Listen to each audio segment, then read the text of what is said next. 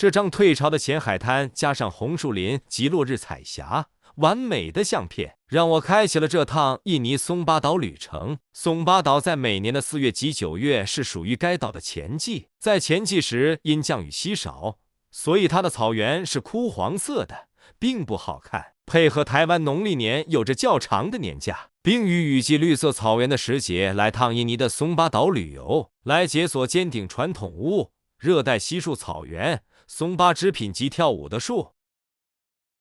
今天起了个大早，在坎巴尼努饭店吃完自助早餐，并带着今天的午餐餐盒。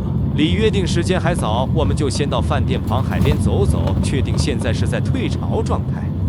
可能可以先过去瓦拉基里一趟哦。虽然没有夕阳，但至少可以看一下退潮后跳舞的树。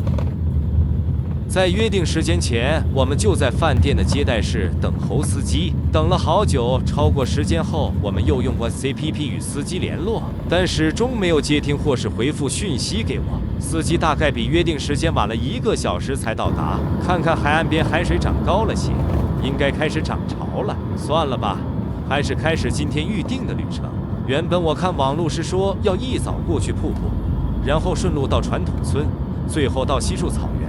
司机可能怕草原太晚去会比较多人，所以今天的行程改为西里乌库山、怀马朗瀑布、普莱亚旺传统村。想到去年农历过年是在印尼巴厘岛的罗威纳搭螃蟹船去海上看海豚，今年来印尼松巴岛，那明年农历年呢？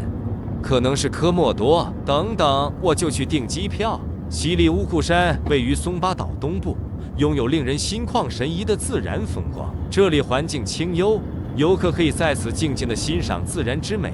从东松巴县首府瓦因阿普市中心出发，大约需要40分钟即可抵达这座西里乌库山。从山顶，您可以欣赏到沿住这片美丽山丘群的广阔草原的壮丽景色。除了被草原覆盖之外，从山顶上，网路上还写着游客可以看到许多野生动物及四处觅食的家畜，但我们在这找了好久都没有看到。真想有个松巴岛的住民牵着一头马，就在前方的小山坡上。哈哈，虽然没有，但还是很漂亮的。如果你想在草木茂盛的西里乌库山游览，可以从11月到3月期间前往，因为这时进入雨季，这里的草木茂盛。如果你想欣赏枯草带来的棕色稀树草原，可以从5月到10月前往，因为这期间松巴岛进入旱季，西里乌库山上的草木开始枯萎。无论从哪个角度来看，这2个季节都一样美丽。在它如今如此受欢迎之前，或许只有印尼当地人和热情的旅行者才曾到访过。然而随着时间的推移，越来越多的游客被当地人在社群媒体上发布的照片所吸引，纷纷慕名而来。不过山上没有任何设施，这意味着游客只能在那里欣赏原始的环境和未受破坏的全景。那就让我们欣赏一下这片绿色大草原的风光吧。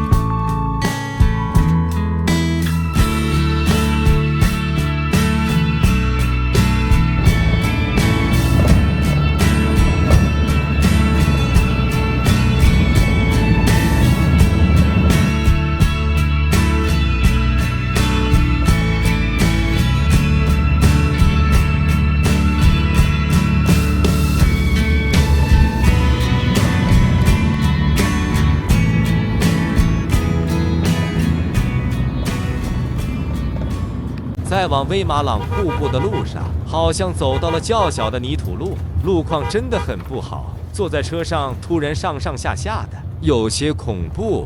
怀马朗瀑布位在东松巴岛，虽然它在网络上不容易找到，很少有游客会前往这个瀑布。其实是不容易在地图上清楚的导航到这儿，导航的道路崎岖不平，因此这段路真是考验司机和他的汽车。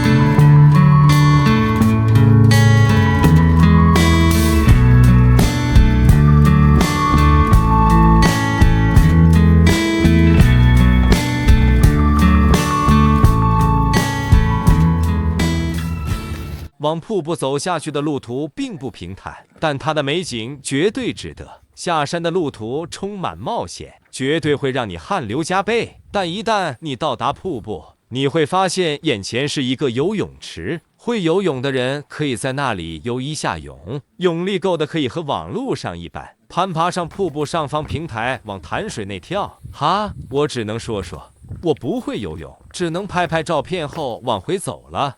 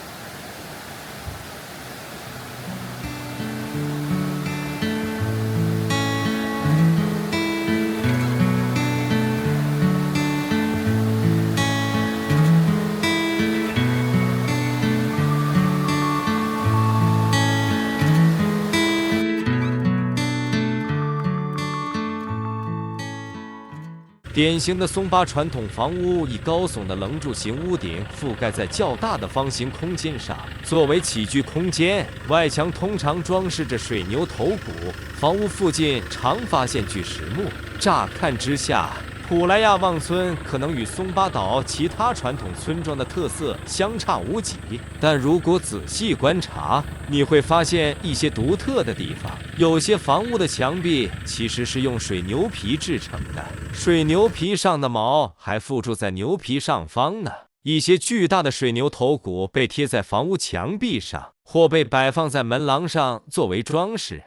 这个村庄由高耸屋顶的公共房屋组成，虽然有些屋顶是有点生锈的铁皮，但有很多原有建筑物还是保留得很好。周围散布住巨石墓葬，其桌面状结构由巨石构成，上面雕刻有祭品、雕像以及头骨。由于世世代代的人们生活在同一屋檐下，有些房屋甚至已有数百年历史，这是松巴人传承的古老传统。而该岛是世界上少数几个至今仍保留着这种独特墓葬形式的地区之一。尽管有些人皈依了基督教或穆斯林，但当地居民仍然信奉马拉普 （Marapu）。这是一种万物有灵的信仰。独特的巨石墓穴点缀在气势恢宏的高耸房屋周围。如今，部落聚落在其他岛屿上越来越少见，因此松巴岛这些村落能够在现代化的环境中幸存下来，实属难得。从瓦因阿普到这村落约需2小时车程，和附近的怀马朗瀑布搭配确实完美。